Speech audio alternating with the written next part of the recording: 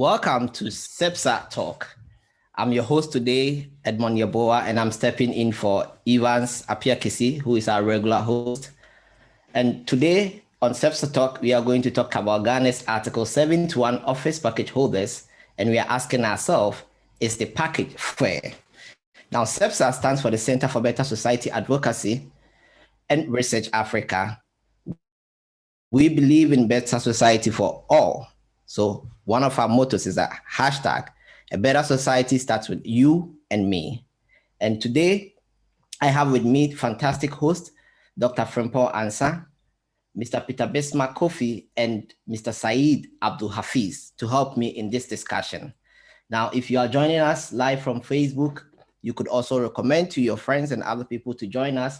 You can also find our earlier videos at CEBSAR Talk on YouTube. You can follow us at CEBSAR Talk on Instagram.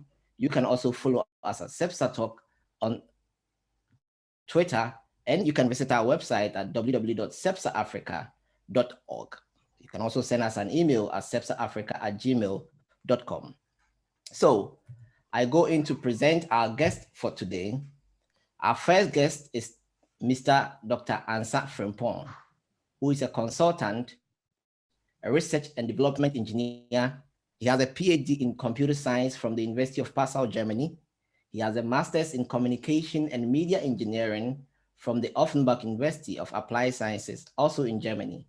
And he holds his bachelor in computer engineering from the Kwame Nkrumah University of Science and Technology. Welcome, Dr. Frimpong Ansah. Thank you. I'm pleased to be here. Thank you very much. Our next guest is Mr. Peter Bismarck Kofi. He's the Executive Director of Institute for Liberty and Policy Innovation, ILAPI. He's a public policy analyst. He has an MPhil from the University of Education, Winneba. He has a mini MBA in management and leadership. He also holds a BEd in basic education, specifically in maths and science. He is a conferred fellow of the African Young Leadership Program. His policies, business policy research, startup consultancy, and conflict communication. Welcome, Mr. Bismarck Kofi.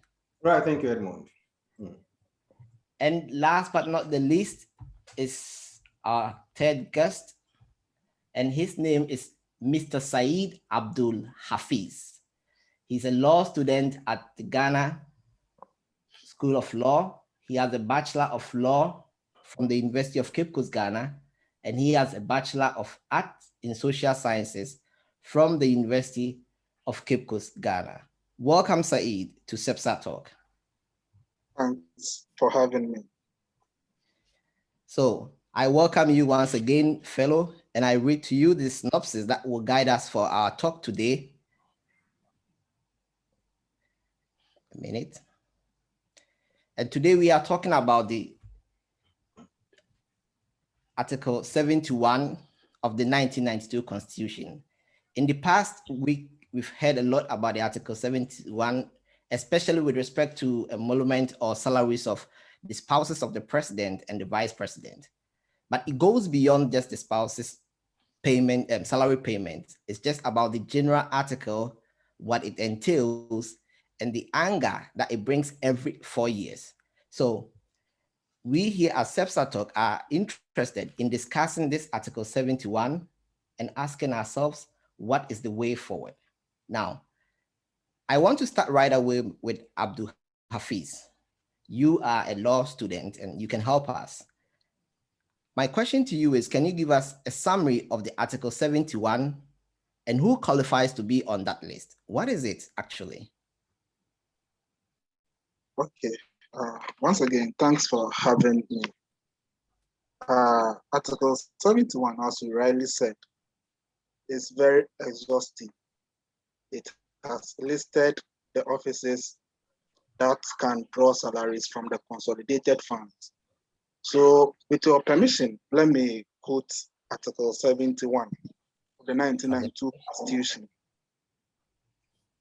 With your permission, I read, the salaries and allowances payable and the facilities and privileges available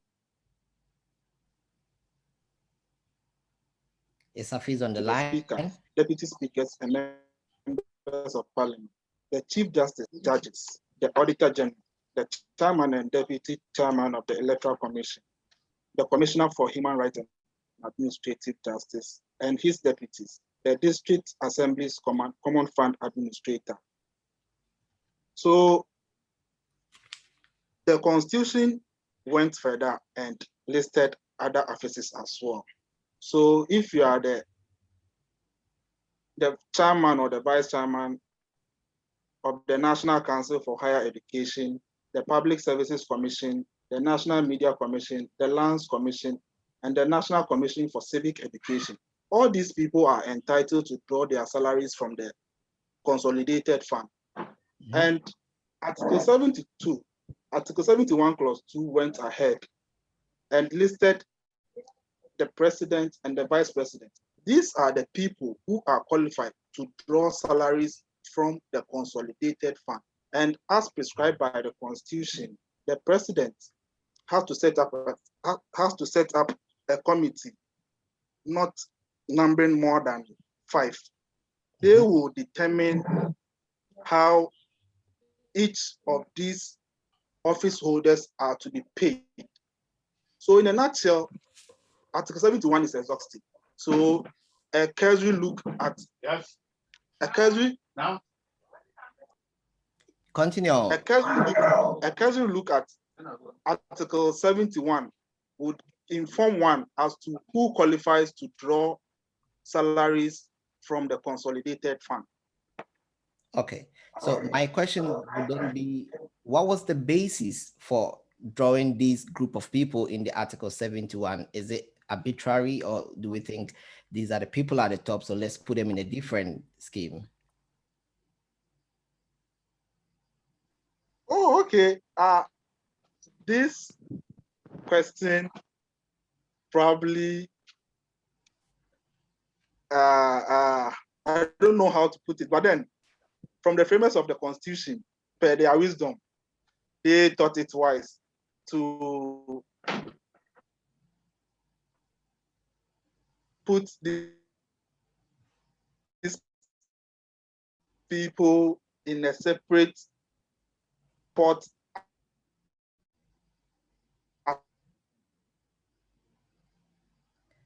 Hafiz, we are sorry, we are not here from because your line keeps breaking. Other public sector employees. So I would say that once the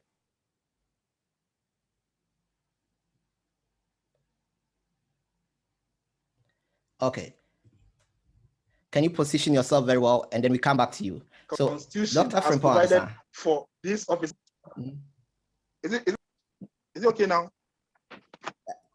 We couldn't hear most of what you said, but that's not a problem. I will now focus on or direct the question to Dr. Frimpong. My question is, what are the justifications? Is it okay now?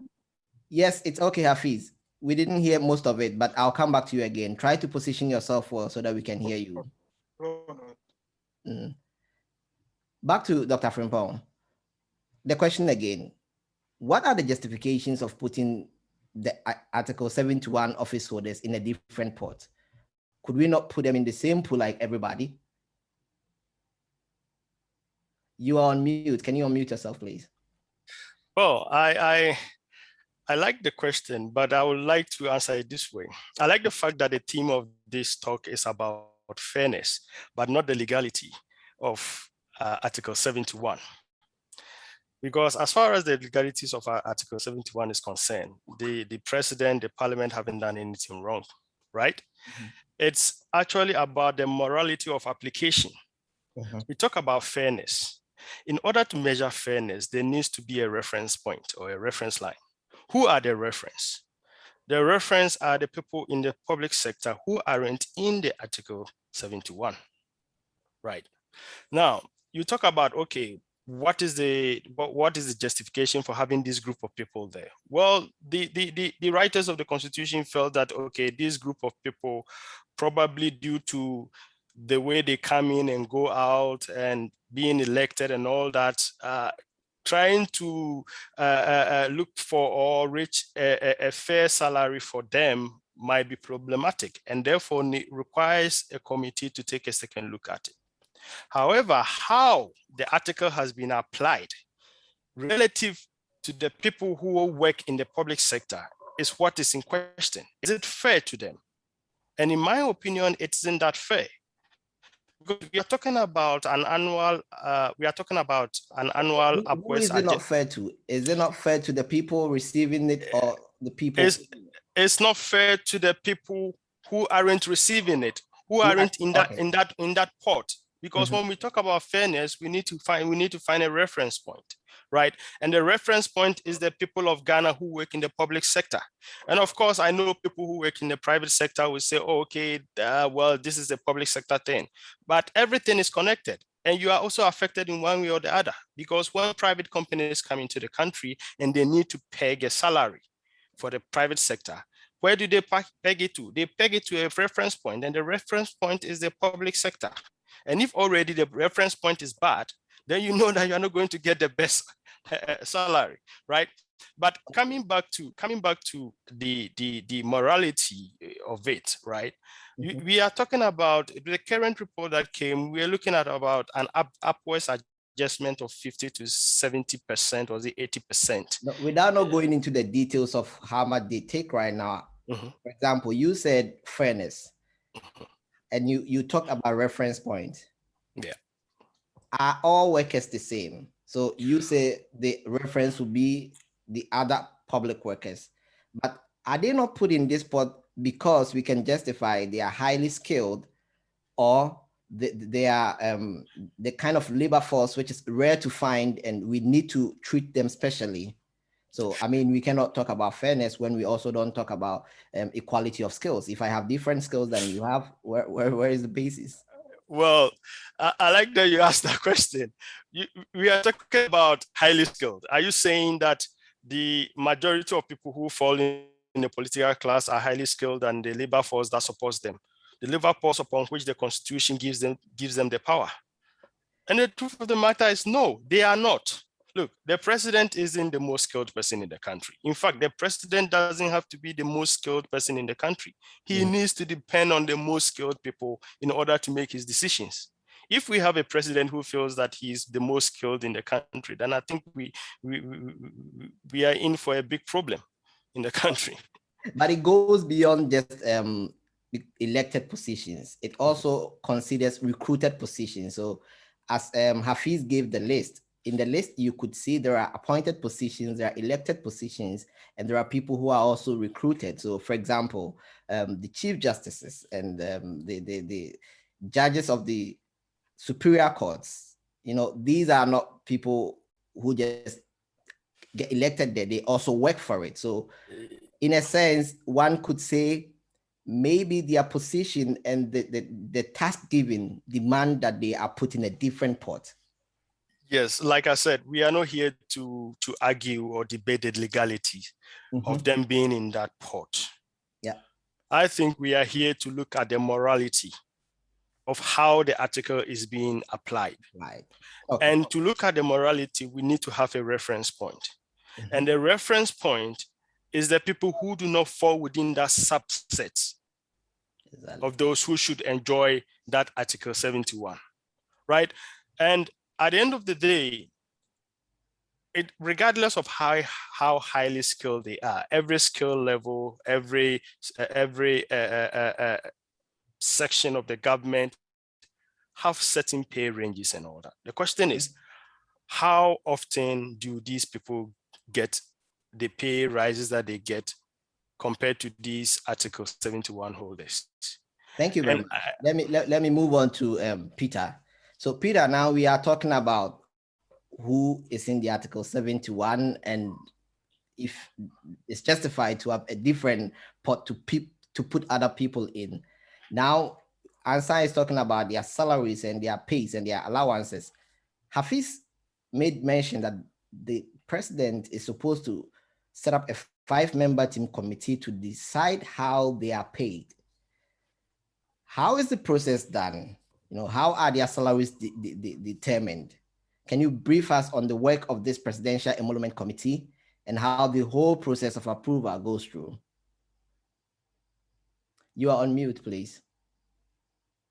I think maybe if I had you right, I couldn't get a question because it looks a bit clumsy for me. But then, before I come to your question, I think I should agree with what Dr. Frimpong said, especially on the side of morality. There's no law in this world that is rested on morality. All the laws we have, there is this zero morality in all our laws across the globe.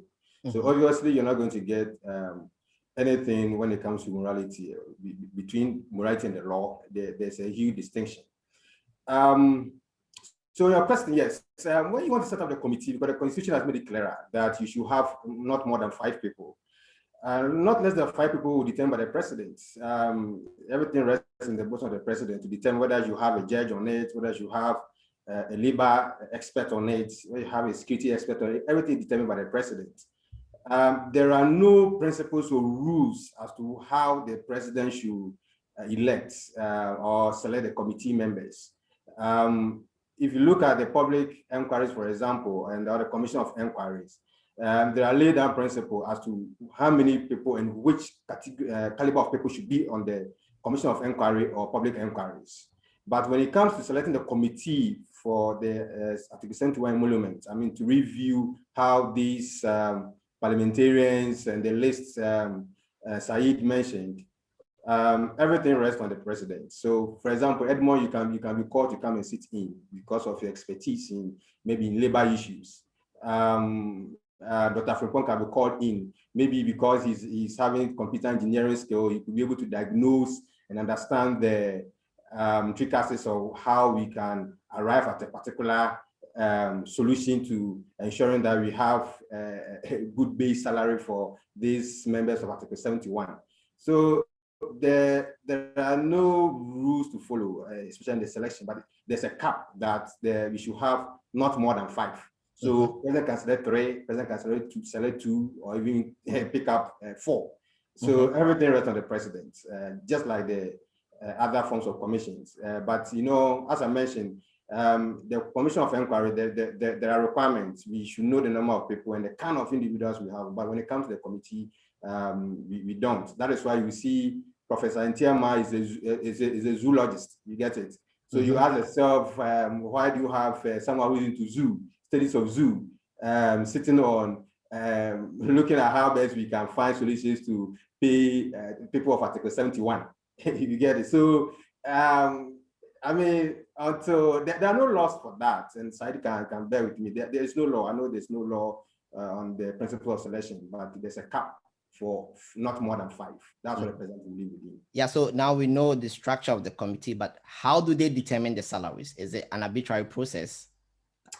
You know, democracy. So let's look at our nuclear homes, where you have the daddy and the mommy, and you have the children. So the children becomes the citizens, and the daddy and mommy becomes the president, maybe and the vice, or whether they are part of Article 71. There's no way you are going to see the amount of, I mean, the scale of food or the food on daddy's plate should be the same as that of the firstborn or the thirdborn. And then even at our workplaces, we have directors and we have the subordinates. This is a natural thing, you get it. It's quite organic, that there is no way you always have to be equal to anybody. Though we are talking about inequality, but you can't take that out. And in religion, we have the priest, we have the pope, you know, it is something organic. And obviously democracy has also endorsed that. So you have the president, and you know the president becomes the most powerful gentleman on the land. So if you say the Pope is the most powerful gentleman when it comes to the Catholic, I'm not sure you're going to pay the Catholic as the same as the mass servant. I mean, the Pope as the same as the mass servant. Neither are you going to, pay the president the same as a teacher in Ghana. I mean, there's no way you can do that. So we shouldn't use the word arbitrary or maybe a word like quite discriminatory. I think we have come for it. And once we have embraced the principles of democracy, obviously you're going to have people who are the head. go to the law courts. For example, you have the chief justice, you have the lawyers, you have even in school. So you have the senior prefects, you have the student body. So definitely we are going to explain some of these things when it comes to the pay differences. So it's something organic. Yeah. But my question was specifically, is there a structure? Because how much should the president be paid, or how much should the Article 71 office holders be paid? Even within the Article 71 office holders, we do know there are differences. So I wanted to know the structure by which they were using to make these payments. I don't know if Dr. Right. I think this is a very good question. You should be in Ghana, because I've been to a lot of media platforms and no one is basically asking such a question. I must tell you that that's the structure determined by the committee. So we've had several committees over the years from 1993 and 98 through to this time. And they determine, that's why I said committee to determine. So they have to put up structures to determine. But unfortunately, we don't have the formula. There's a formula calculating the salaries for MPs, judiciary, the president and the vice, and other Article 71 beneficiaries. But the formula is not public. Is it just like we know pi r square to be the formula for calculating the area of a circle? The formula for calculating the salaries of MPs and the judiciary, they are not there. They are not public.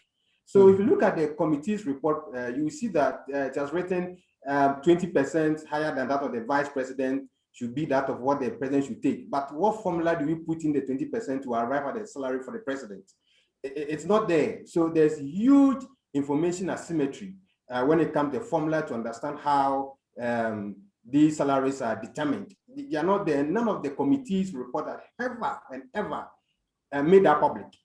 Easy, and we all know that democracy rests on the principles of information sharing. And if that's why we have the bill for right information. So if this bill had been passed but not been implemented, we can't get the formulas to understand how these salaries are determined. So there's a structure to determine, but it's not public. But there are just few of them listed in the committee's report, 20%, 10%, and then kind of basis, points. These are the words used in the kind of jargons used in the report. But I, for one, I do not know the formula used, whether it's gonna be the formula for finding the gravity of the earth or not. So they are not there, but there is a structure which needs to be known to the public. Apart from that, if we know the structures, I don't think we'll be whining all over to talk about the presidential salary, that of the MPs. We should know that this is the formula. So when we put in, we should compare that to the public sectors and know the difference in terms of how much each is taking and the salary rise each month or each year. I mean, so the formula is there. I think we have to recognize. I like that question. So congrats. If I were with me, I would have given you some fun ice this afternoon. Yeah, but I also read the Ntiama Bedu report, and I think they put in some formulas. Like you said, we don't know the formula on which they adjusted their things, but it looks like they put in some formulas in there, and we would also be glad if they provide us with the formula. Now, Dr. Ansah, let me come to you. So now we do know that the Article 71 holders accrue a substantial salary, but how does it relate to the public worker? Like, what is the difference? Because you were talking about fairness and measuring, where is the internal relativity here? Yeah, so you see, salary in Ghana per se permeates every aspect of the Ghanaian society, or the fabric of the Ghanaian society, right? You are looking at a public service or a public servant. Let's take a teacher, for example, right? Who probably has an MSc, and he's paid a salary of roughly, let's say, between 1,000 to 2,000 Ghana cedis, which is even on the higher side, right? Now, we live in a country where almost everything in the country is determined based on foreign currency. It's pegged against foreign currency. And you and I know that our currency has been depreciating, sometimes 100 times, 200 times depreciation, right? And now, anytime these civil servants need to have a salary adjustment, right? The salary adjustment only goes 3 to 4% annually. And this happens often, right? However, when you look at the Article 71 holders, right? You have a committee who sits down, look at certain aspects and say, okay, let's give them an upwards adjustment of, let's say, 50 to 80%, right? Now, how did they reach this upwards adjustment? I can bet you they considered the depreciation value of our currency to reach that. Do they also consider the same thing when looking at other public service salaries? And you and I know that they don't do that.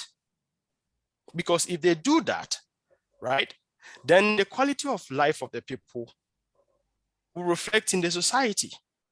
There wouldn't be the need for things like the free SHS and all that we talk about. All these things are connected. If a teacher who has a son, right, and pays school fees, or let's say they call it school fees, but I think it's not school fees. We need to look at the genesis of what we call school fees in Ghana.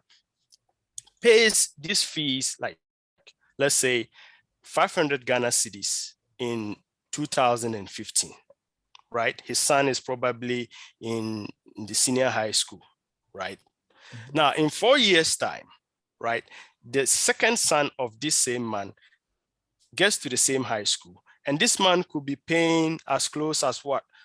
1,500 Ghana cedis for the same education, right? But now let's look at how this person's salary compares to how the school fees has risen over these 4 years. Mm-hmm. You realize that there's no correlation.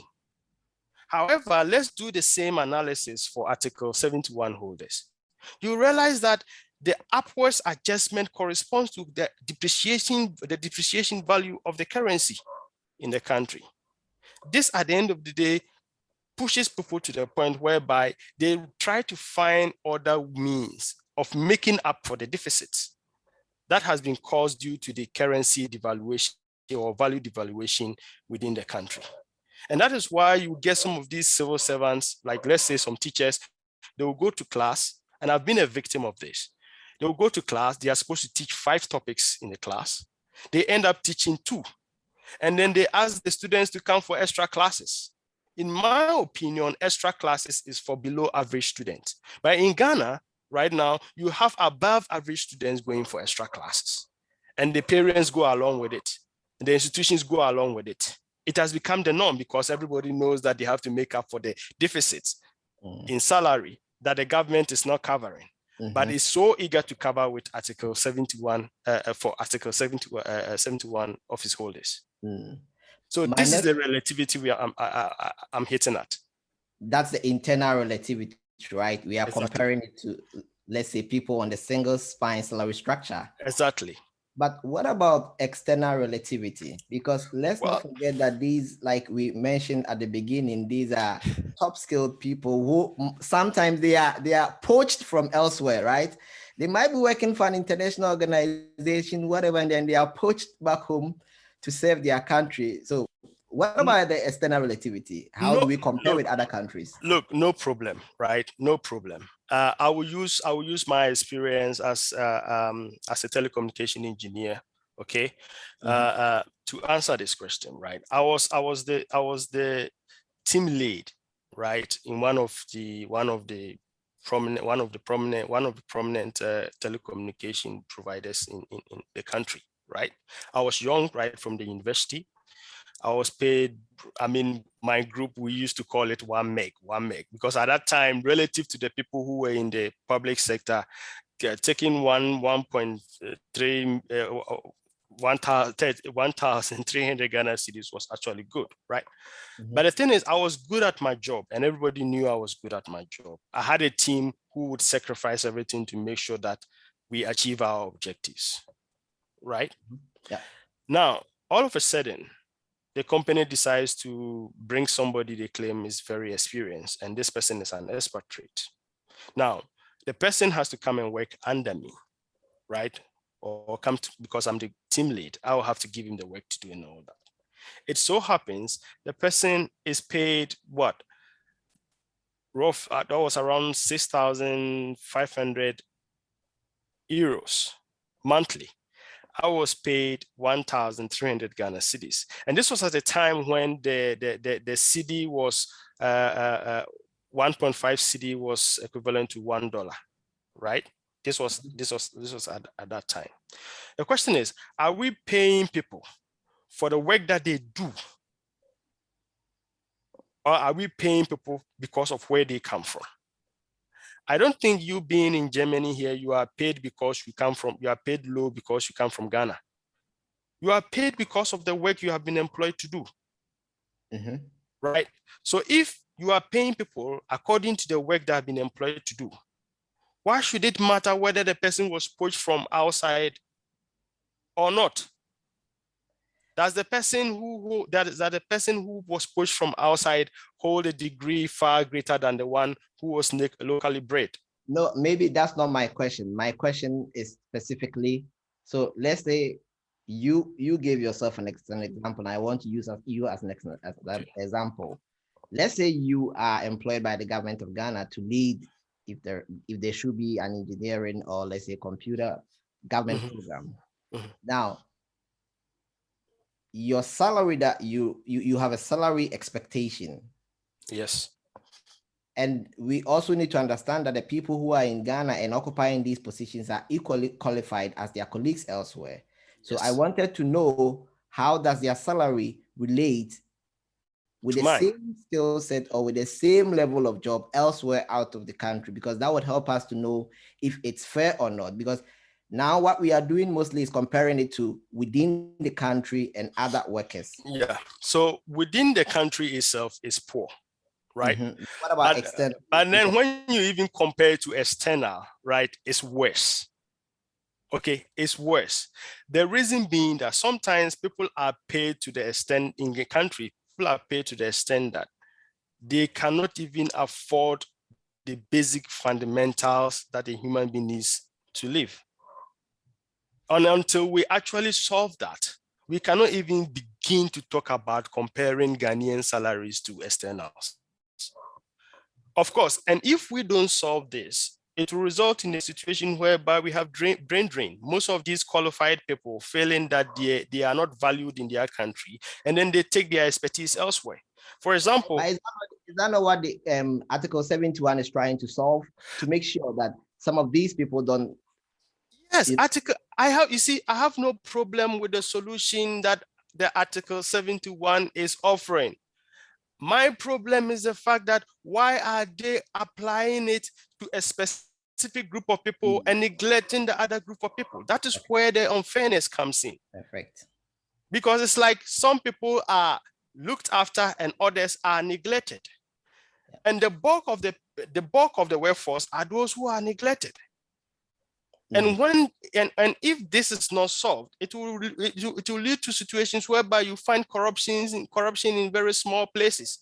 And you and I can attest to the fact that this corruption in small places has become the norm in Ghana, whereby a police officer can stand on the roadside and demand money, and it will look normal. No, your point is well noted, but in a way, I was trying to help us understand the scale of why people are put in the Article 71, because we were making mention of comparing them with internal, and I was asking, because one of the reports that was produced, you see, everybody is complaining about salary, including the people who are in this Article 71, and they're also complaining that they are poorly paid, and they are comparing themselves to their peers in, say, Kenya or South Africa or US or Canada. So in a sense, I didn't want us to lose sense of the fact that whilst we are complaining about internally, we should also look at the fact that how do they fare if we compare them with their colleagues elsewhere. But your point is well noted. Yeah.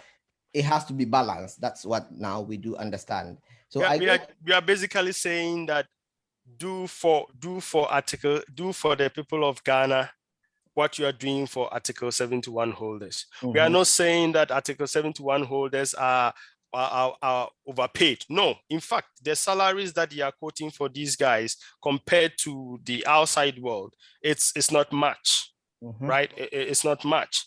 But just because it's not much doesn't mean that the people who are being downtrodden upon should not be looked after. You see, let's come here. Let me just give you. Let me just finish this point, right? Most of these Article 71 holders, right?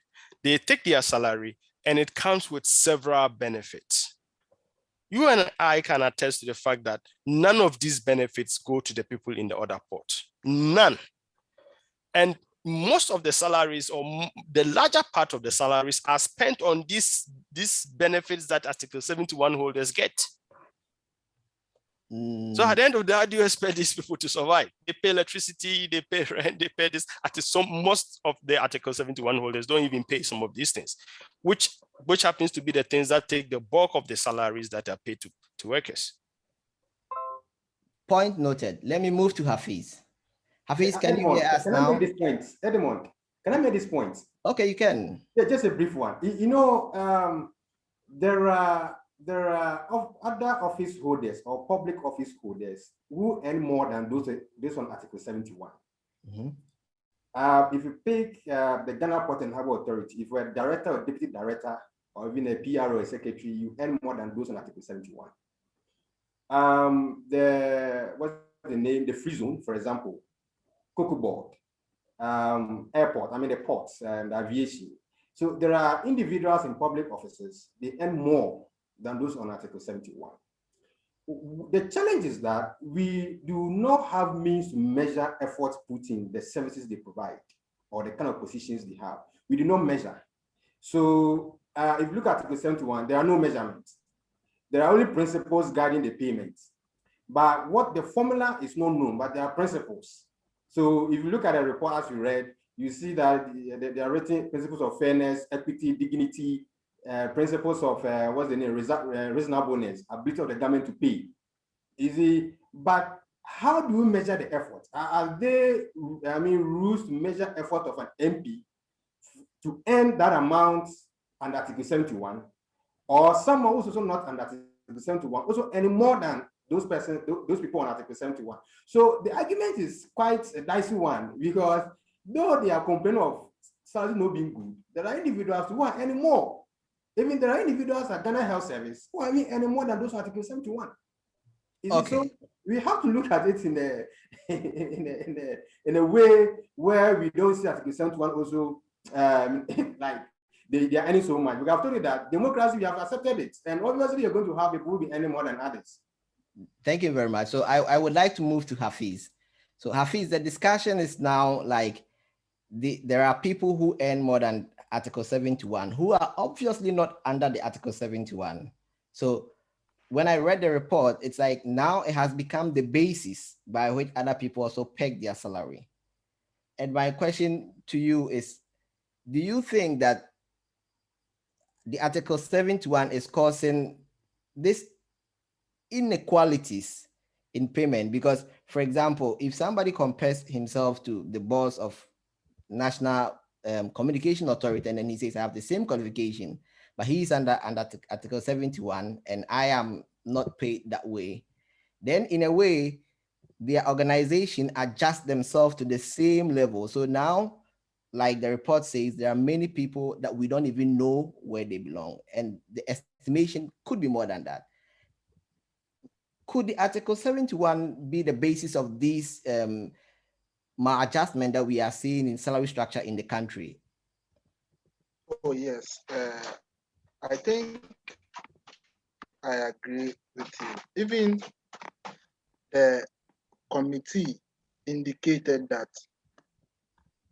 an average of 6% of Article 71 holders, that's the salary in which public servants receive, is the 6% of the Article 71 office holders. Definitely, it creates inequality in the system, in the sense that you asked Doc a question that probably those in the Article 71 are the most skilled personnel we have in the country. Definitely not. We have people in the public servant or public service who are highly skilled than those in Article 71. But then their salary is way below those in that bracket. Mm-hmm. And he cited instances whereby these discrepancies will lead to pockets of corruption from public servants. And now, to your substantive question, yes, it has created inequality in the system, in the sense that even if you are a director general of Ghana Port and Harbors Authority, if you are the CEO of Cocoa Board, your salary is even more than that of the president. By Everyone is basing what skill on that 71, right? That's the basis. By what skill do they adjust their salaries or their allowances or terms of condition way beyond or above what?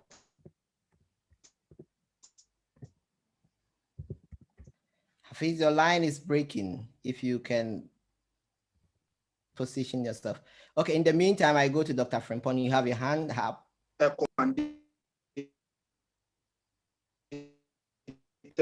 committee as prescribed. 1 minute, Dr. Frimpong. Okay, so do I go now? Yeah, you can go now. Okay. So when Peter was giving his delivery, he made 2 points. They are sharing the national cake, but then, hello. Yeah, we can hear you now. Hello, is it okay now?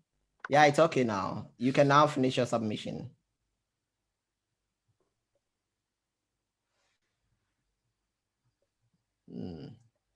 We are having some challenges here. Okay, then Dr. Frimpong, you can make your submission. You have your hand up. Yes. So when Peter was giving his deliberation, his delivery, he sort of 2 important things. Salaries are based on, 1, the government's ability to pay, right? The government's ability to pay, and then also the services provided, how these services can be quantified, right? Often than not, in Ghana, we seem to not have the metrics for quantifying the services that we get from the public sector, which is a big problem, because if you are not able to quantify the service given by a public servant, then you wouldn't be able to put the right value on it. So at the end of the day, what happens is we default to paying people based on qualifications and skills, right?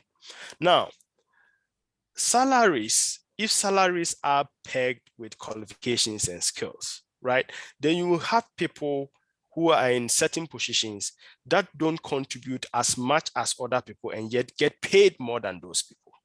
And this also breeds a kind of inequality in the system. And like I said earlier, my issue or my problem is not with the Article 71 office holders. My issue is with how the whole thing is applied. The fairness of it. Okay. The fairness of it seems to only go to a certain group. Because at the end of the day, I bet you, at the end of the day, when these committees sat down, when they were deciding and deliberating on what these Article 71 office holders should have, they had to look at certain reference point.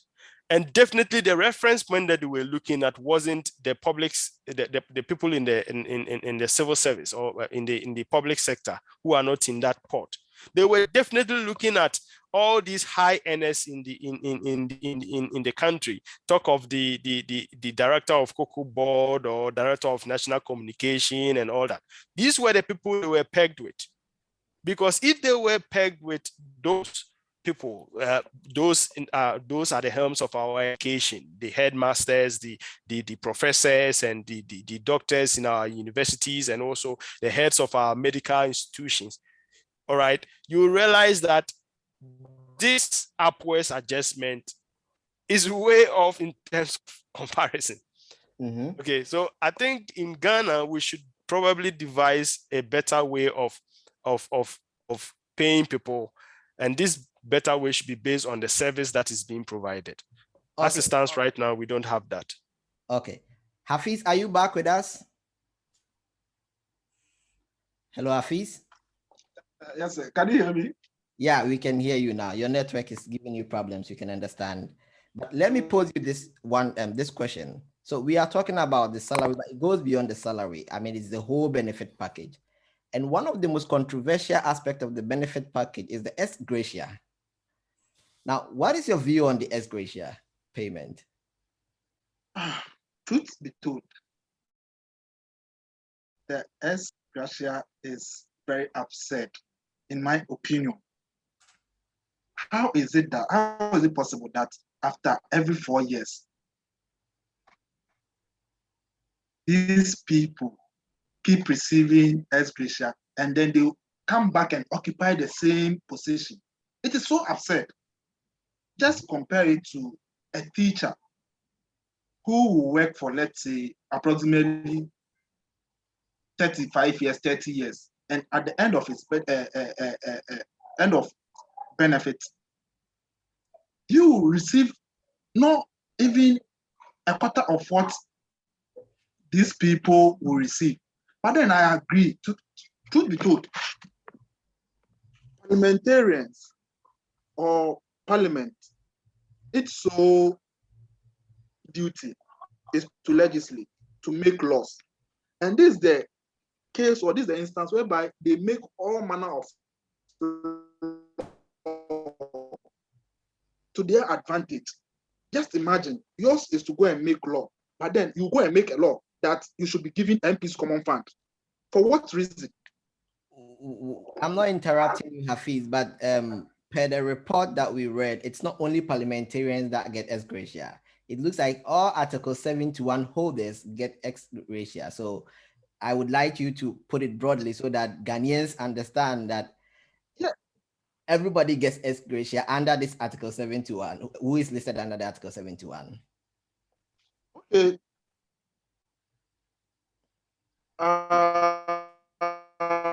In my reading, the Council of States gets this ex gratia at the end of every term. Parliament gets ex gratia at the end of every term. But then I don't know of the Commissioner for Human Rights and Administrative Justice and its deputies, the chairperson of the Electoral Commission, the chairperson of the, I don't know, and the Superior Court judges. I don't know if they take ex gratia at the end of every term. But what is constant, or what I know of, is that the executive and the legislature, they take ex gratia at the end of every term, which is so absurd.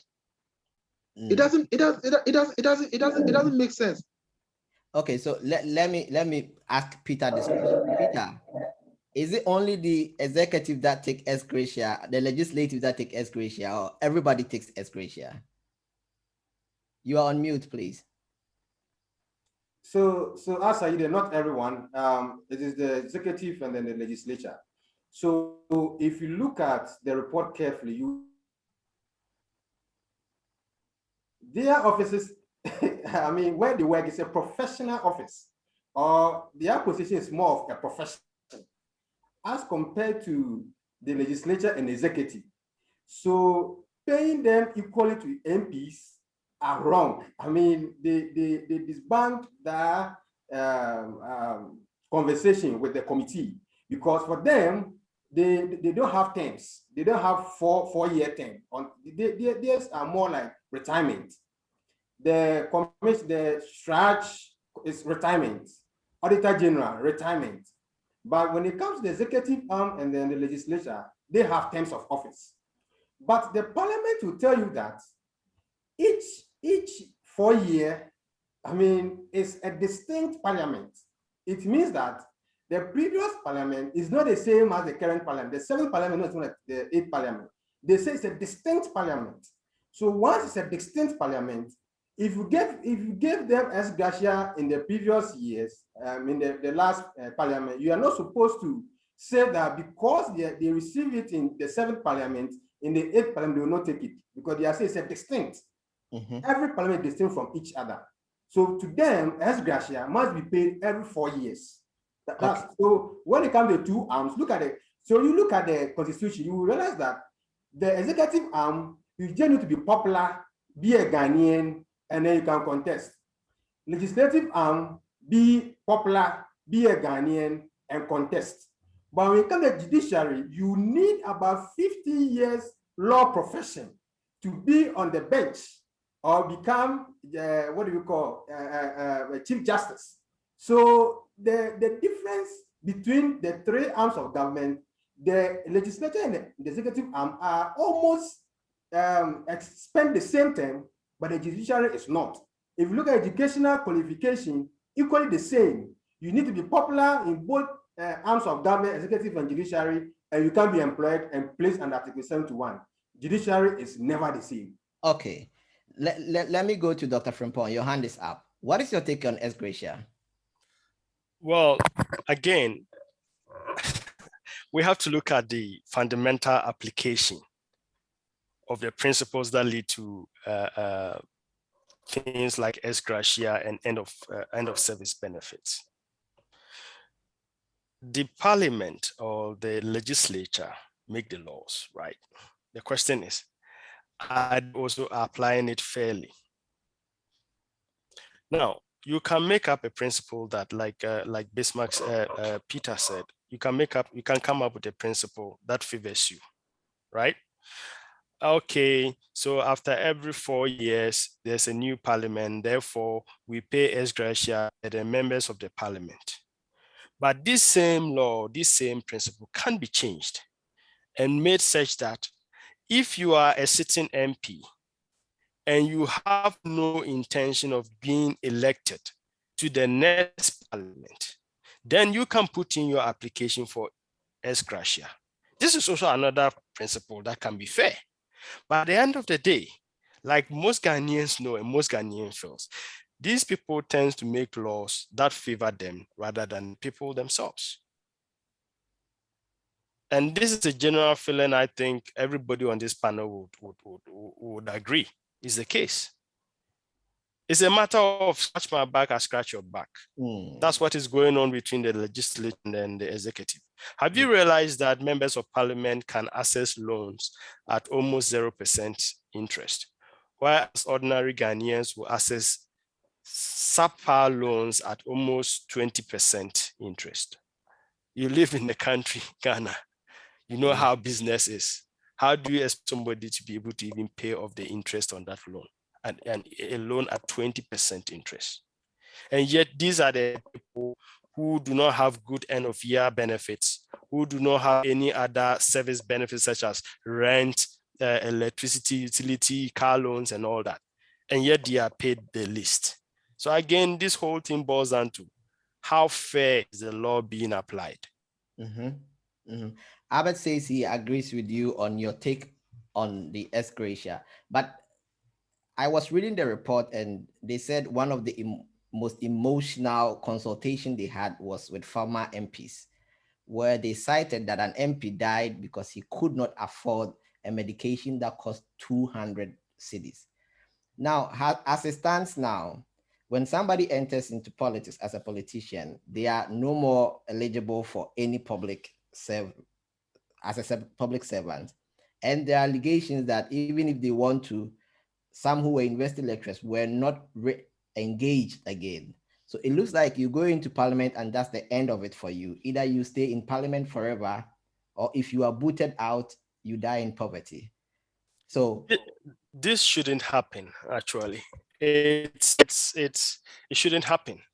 If you are in politics and you leave politics, you should be able to go back to any employment that is accessible to any Ghanaian. We should not create an environment whereby we see this, we put these people on a certain pedestal such that it is almost difficult for them to come back and reintegrate into the society that they are in.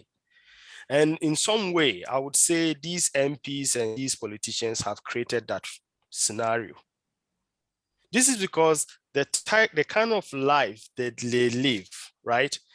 And the kind of company that they keep when they get to these positions are different from what used to be, or what they used to be, or the society or the environment that they are, right?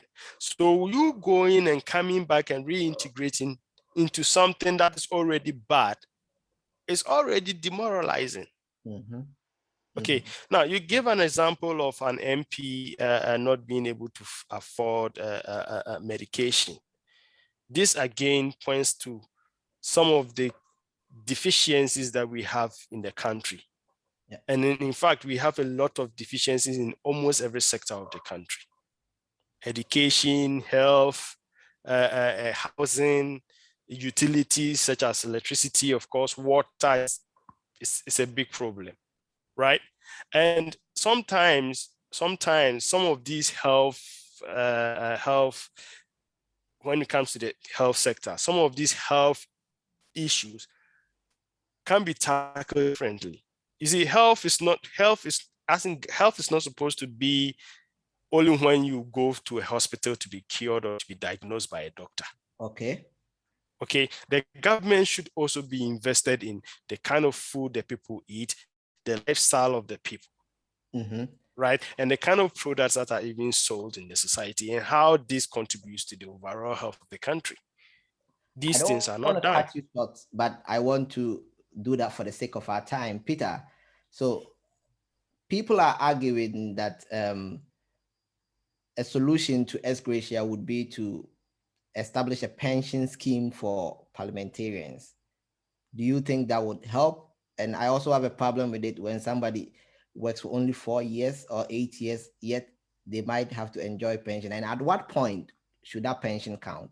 Is it when you leave office or when you are at the pension age of around 60? Yeah, yes, I think this is quite a cumbersome question. I mean, yes, I don't buy into ex gratia because the cost involved in paying 275 MPs, I mean, it's quite huge. It's colossal. And beyond the cost, also, even it goes to some processing fees and other forms of benefit they do get. So I don't buy into ex gratia. On the pension too, yes, the question is quite legitimate because you are supposed to serve for about, I think, Ghana 20 years before you are qualified on the Senate to enjoy your pension. So you are going to have just 4 years and then you come for your pension. Then there should be a caveat, or there could be a formula to determine the amount to be deducted from your monthly salary before you could earn that pension benefit. So I think the onus will rest on Senate to define that for us. But I would go for the pension because it's your own salaries. All other public sector workers, their own salaries are deducted and given to them. There's not an ex gratia for them. So they deduct their own salaries, save it for them, and then when they retire from parliament after 4 years, they can take that. They can take that home. That's what I think. Then, I mean, going for ex gratia over 600,000 Ghana cedis, close to 1 million Ghana cedis, which even someone has worked for over 30 years in Ghana will be receiving just about 30,000 or 20,000 Ghana cedis. So I think it's quite not fair. So I'll go for the pension, but the Senate should define that for the parliamentarians. Yeah, thank you very much. So now I go to our audience and I read some comments from the audience. Dan Foster says, our political system is made so juicy that most people enter for personal gains and then solve the problems of the people. Okay. Albert was asking how huge is the disparity between Article 71 holders and other people, for example, a university professor? So this question, I will direct it to Peter. Yeah, yes, Edmond is very huge. You know, a professor, before you attain the position of a professorship, you know, it takes a lot of time, quite about 12 years or so to get that. Whereas you come just 4 years and every month you have been paid close to 30,000 Ghana cedis. I think it's quite, there's a huge difference. I think we have to look at the academia so well because it looks they are underpaid here. Every profession will say they're underpaid. But you know, professors are those that drives economic development, looking at their input in terms of research. So we have to create an environment to accommodate professors into political issues, you know, development especially. So I think there's a huge disparity. It's about 20,000 difference. Sorry, about 10,000 difference between that of the MP or president and the professor. It's quite huge. It's small, actually. Evans wants to make an intervention, and I don't know if our producer would allow him to make an intervention. Producer, is it okay for Evans to make an intervention? Okay, Evans, the floor is yours. All right, thank you very much, Edmond, and thanks to the panelists. So I have like a question, and yeah, maybe some kind of also a remark. So my question is about the ex gratia thing that we are talking about, and I was also thinking that one way to address this, shouldn't it be that these salaries are determined at the very beginning that they take office? Because my understanding of this ex gratia is more of a delay salary. Because you know what, as we speak, the salaries of these Article 71 office holders for the year 2021 until let's say 2024 is not yet determined. So they are being paid previous salaries. Hopefully by 4 years, when their term of office is ended, a committee would be set and definitely the pay would increase. So that's where they then multiply this increment by this 4 years before they are paid the so-called ex gratia or whatever. So I was also thinking, why shouldn't we change the constitution so that their salaries will be determined at the very beginning of their term of office? But I don't know whether the panelists would want to add to it. And then my question was to Dr. Is it Amponsa? Dr. Frimpong. Dr. Frimpong, yes. He made a very brilliant suggestion that one way to reduce the fairness is that payment should be based on the services that is being provided. But I was wondering, is that not what the single whatever pays salary structure decided to do? Don't we have such a system in place already? Thank you. Thank you very much. So panelists. Yeah, so I mean, the single span salary structure was intended to solve this issue. But again, the question is, how does the government or the executive committee or the committee that came up with the single span salary structure value the services of certain people in the country? You see, it's just so as if that some professions are taken for granted, right? So you hear some saying like, okay, you can go into teaching, when you get a better job, you leave, right? And I think most of the panels or the people on this panel have heard this saying before. You can go into teaching, get a better job, and then leave, right? And this is a question of how professions are valued in the country. In fact, we often use teachers as an example, but there are other professions in the civil service that are even paid way less than teachers. Okay, and these people are undervalued. And they are undervalued not because the work that they are doing is unimportant. They are undervalued because the government is trying to cover up its deficiencies. Like Peter said, for salaries to go up, okay, the government should be able to pay that salary. It's the ability of the government to be able to pay that salary. So even though your profession or the work you do is very, very, very valuable. And we all know the nurses, the teachers, and all that, their work, the work they do is very, very valuable. It's a question of, can the government really afford to pay them?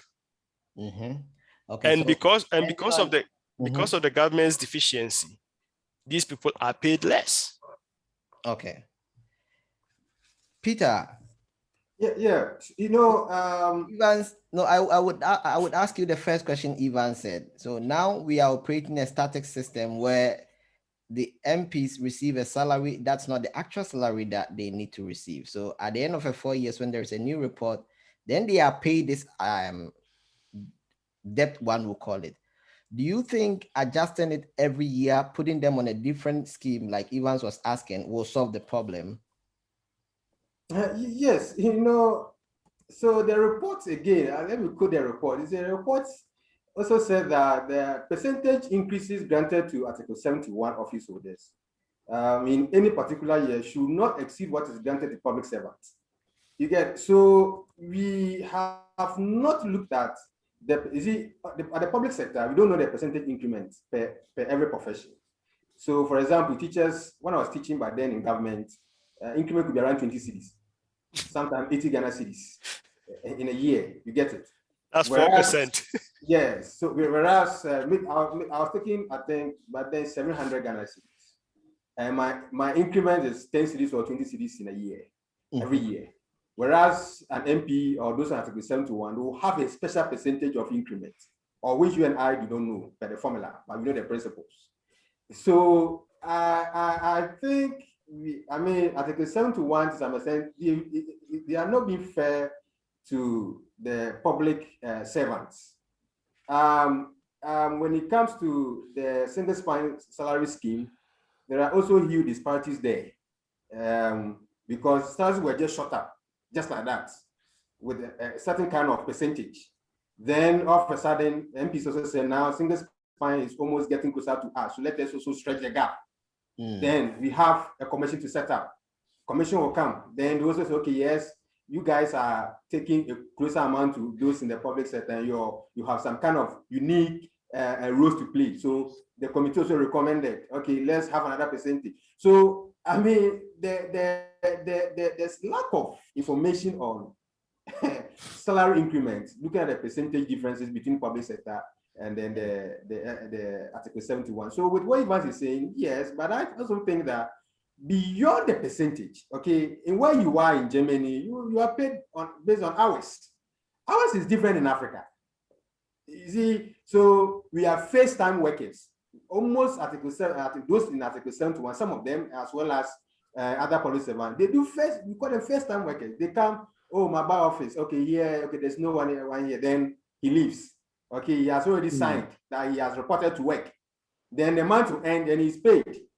You know, if you go to parliament, it happens. They sign and they leave parliament to go and do their own kind of rounds in their constituencies. But they have signed, and then they will be getting the allowances and that of monthly salaries from Article 71. Okay. So because the difference in payment from the diaspora and that of here monthly, that's the challenge we have. Well, see, the solution is not just a one-day thing. It's a huge one, Edmond. So I would prefer we go beyond. So Bismarck Kobner makes a comment. He says, S. Gracia has turned Ghanaian politicians from public servants to entrepreneurs. My explanation to this is interesting in terms of taking cost. Bismarck, I don't understand the part of taking. No, look. But your point is well noted. Look, parliamentarians are the most, actually, they are the poorest among them in Article 71. They are the poorest because during the elections, most of them borrowed against their ex-gratia. Most of them borrowed against their ex-gratia. So once they come back to parliament, they wait on the ex-gratia to go and pay their debt. So current as we speak, some of them are still paying their debts and they are waiting for the previous parliament, ex-gratia to adapt to the difference in what Evans is saying, that they don't know the amount we pay them at this very parliament until it is calculated. They will add up, go and pay their debt. They will come back and sit down, hoping to win elections again. Which means the MPs really go through a lot. But let me take a comment from Giles Ekotete on Facebook. He says, I think the idea that salary is based on skills is a half-truth. Salary determination goes beyond just skills. There are other essential factors like role, experience, output, and most important is negotiation. Thank you very much, Giles, for your comment. Well, Panelists, for the sake of time, I wouldn't allow you to react to this comment because that's an ideal situation. But this is Ghana we are talking about. Yeah, so our time is running, so I would want to jump to the next question, which actually brought this whole discussion about whether we should pay the spouses of the president and the vice president, because people argue that they are not part of the official Article 71 beneficiaries. What is your take on compensating the spouses of the president and the vice president? I'll start with Hafiz. Hafiz?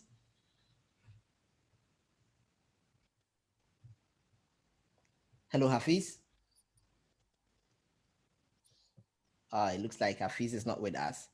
Then let me go to you, Frimpong. Doctor, what's your take on compensating the spouses of the president and the vice president? Well, it's a very tricky situation, so to say. The first lady and the second lady position are not official or constitutional positions.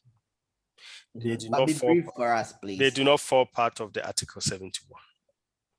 So to come up with a salary-based approach of actually paying them or compensating them for whatever philanthropy work or whatever work that they do to support the president, I would say it's not the way to go, right? Fine, there should be some money allocated for the activities of the first lady and then the second lady, right? But to the extent of us structuring it as if being the wife of the president or the husband of, let's say if we had a woman president, the husband of the president earns you a salary. I mean, that shouldn't be the road we go as a nation. Peter, do you share the same views? You are on mute, please. I think paying the first ladies should be determined by law, because everything, the democracy is about rule of law. Yeah, they can be paid because they play a role. They play quite a significant role in development. They have wonderful initiatives ongoing currently. Past first and second ladies have done marvelous jobs. And I think paying them wouldn't be bad, but then there should be a threshold and their payment shouldn't be pegged to ministers, MPs, or those of Article 71. If you want to peg that Article 71, then we should pass a law. Yeah. Mm-hmm. When that law is passed, then we can define the office. We can also give them rules, responsibilities, and then in the law, we can also have ways of taking them out of office, of which they don't still cease to be the wives of the president, the vice. Because once you start giving them public money, they should be accountable to that. So you are saying they should be defined roles, like we are. Exactly. You should give them defined rules in the law passed by Parliament. They will know these are their defined responsibilities. These are their functions. Now, when they violate these laws, we can hold them accountable, because money is paid to them as state money, and every state money must be accounted for, and that the rules of public policy being transparency. So if we pay them allowances at them initially in the form of formalizing this thing, we did that from 2000, we started paying them allowances. They never accounted for any of these because there is no law to hold them accountable for using the allowance. Now the conversation was, let us pay them salaries. Parliament went ahead and approved it. Look, Parliament to some extent failed Ghanaians, and I've written an article on that, because you cannot give public money to anybody without holding them accountable.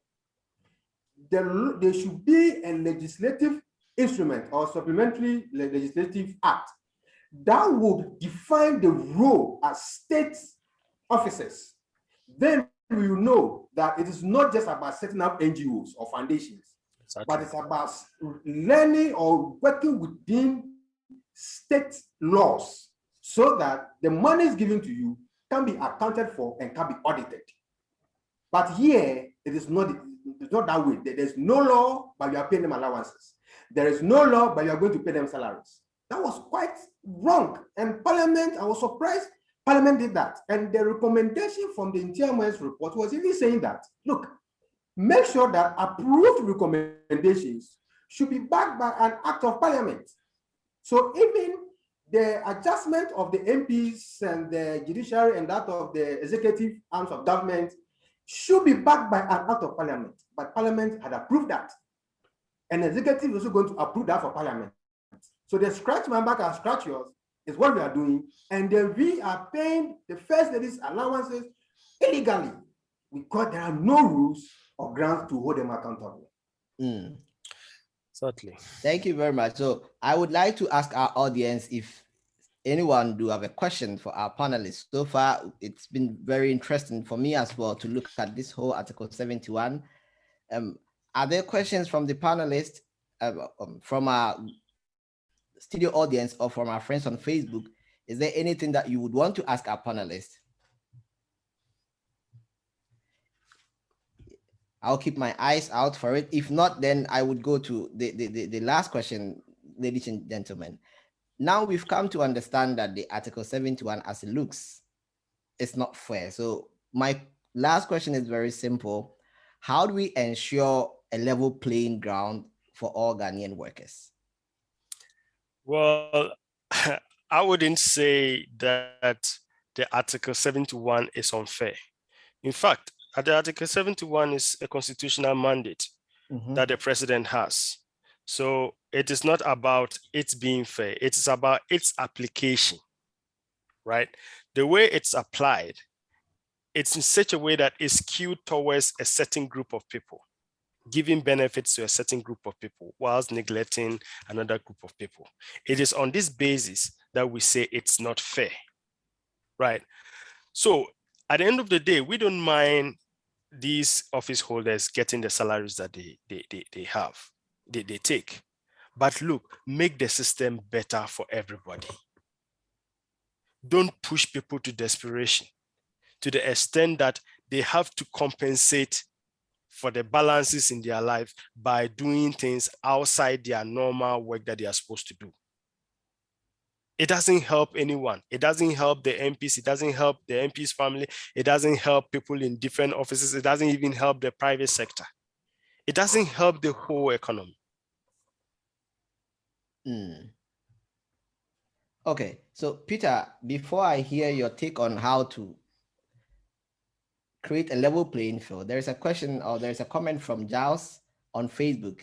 He says, on salaries of spouses of first and second gentlemen, I have followed the discussion closely, and the argument has been that their salaries are captured as part of the privileges of the president and the vice president. This makes it legal so far as the Article 71 is concerned. Do you agree with Giles that as long as this is captured under the president and the vice president package, then it's legal under the Article 71 for their spouses to also be compensated? You know, when it comes to the executive arm, anything set by executive becomes a law. Anything set by executive becomes a law. But what we should understand, these are privileges, but they are monies. Okay, they are not privileges in the form of giving them cars to use. The allowances paid, and the allowances are about 16,649 Ghana cedis a month. This is huge. So if you pay such an amount to First Lady without any defined rule, so the monies are paid to the first to do what? Under the law, to do what? It's a privilege. It's a privilege of the president, as he said. They said it was a humanitarian gesture. Yes, so that is the norm. I mean, the word used all the time is humanitarian gesture. Okay, well, so let's agree that it's a humanitarian gesture. Now, if you want to make it salaries, why don't you pass a law then to govern that salaries? But privileges, facilities, and other forms of humanitarian things given, they are accounted for. Look, when you go for grants, you account for the grants. You see, when you go for charity, you account for those charities. So in the situation, you say, yes, it's a law because there are privileges, but this is under Article 71. So we have to be very careful how we interpret the laws to benefit a class of individuals as against those the laws are made for. Because currently, I am not taking 16,000 Ghana cedis on humanitarian grounds because maybe I have 5 children. But because she is there, she is taking that kind of money on humanitarian grounds as a burden. But these are all about taxes. Look at the fuel in Ghana right now. Now, we can't even fuel our cars. If you buy 100 Ghana cedis, it won't take you anywhere. And the charges, the taxes on even buying 10 cedi ice cream from the restaurant is so high, all because of some of these privileges, which are not accounted for. Well, So thank I'm you very much, against Peter. that kind of humanitarian stuff. Look, let's legalize the process and let's get them accountable so that we can also sanction them. So you mean let's legalize them, give them a role, and we can hold them accountable because Exactly. we are paying them Look, our money. Edmond, just 30 seconds. Look, all the Article 71 office holders are backed by an act of parliament. List them.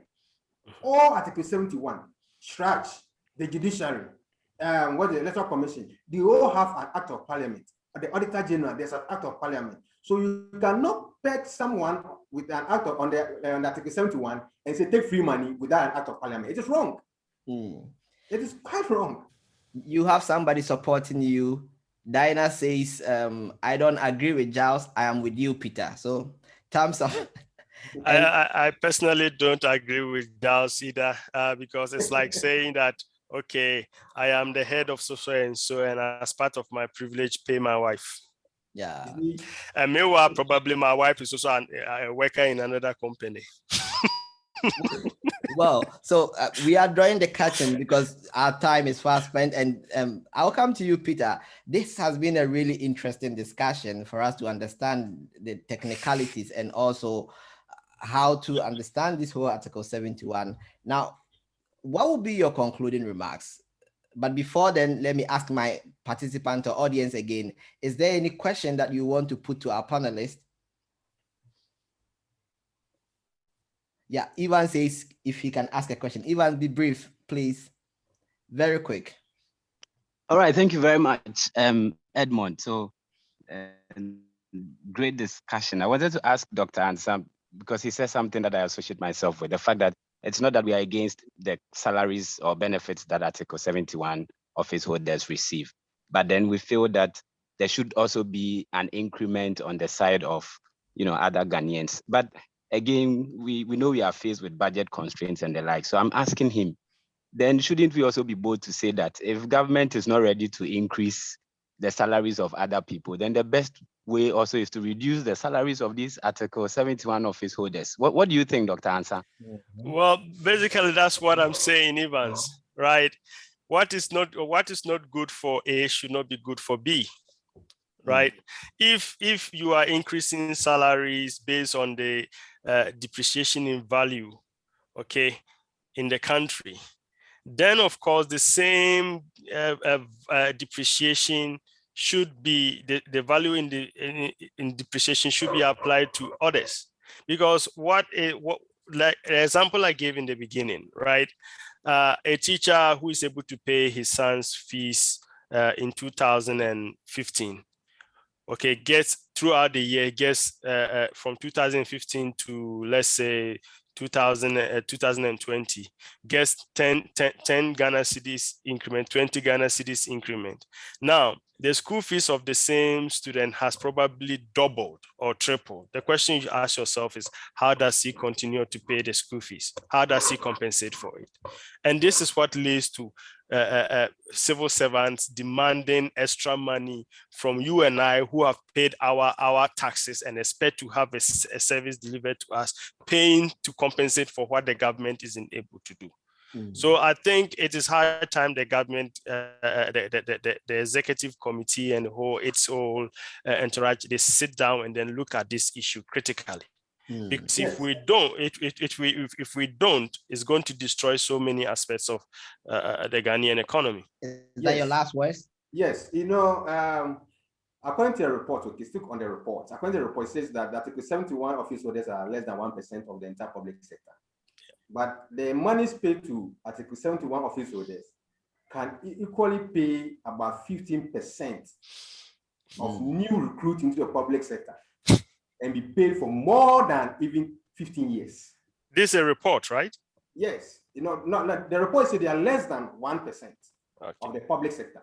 But I am saying that the amount paid them annually could employ about extra 15% of the public sector workers, and they could also be paid about for about 15 years.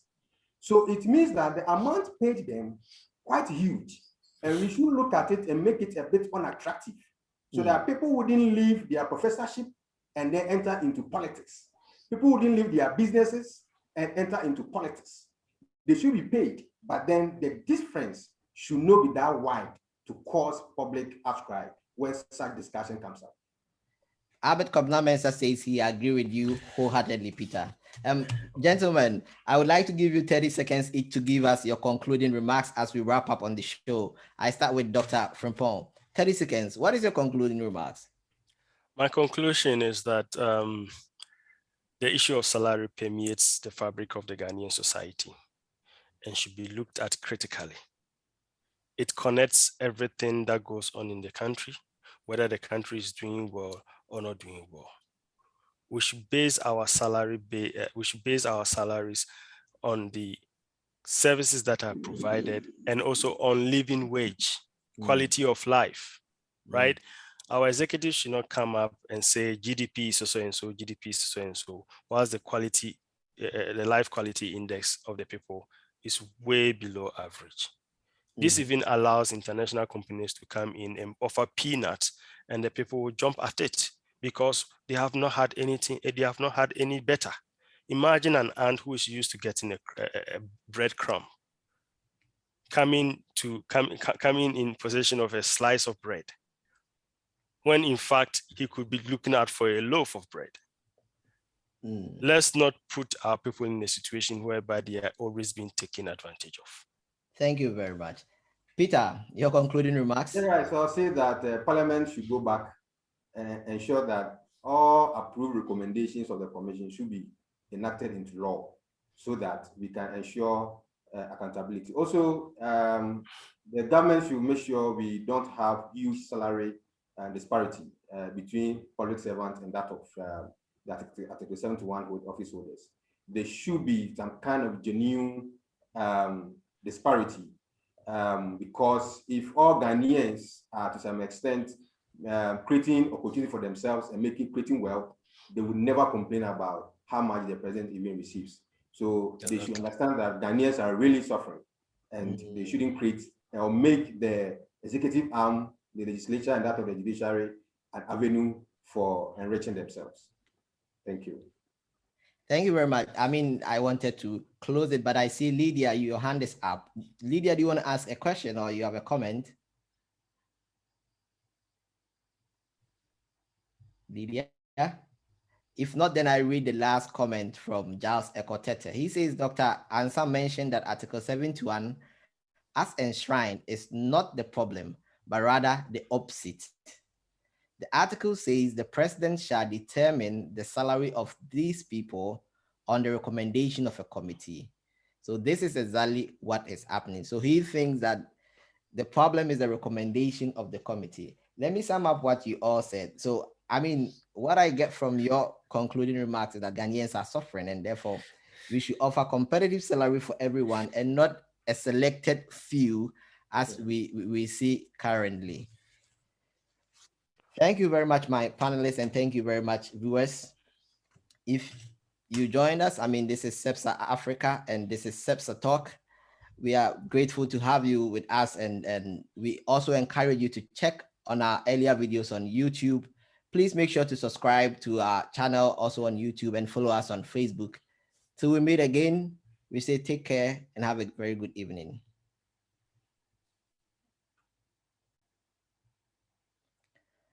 Oh, guys, this was difficult.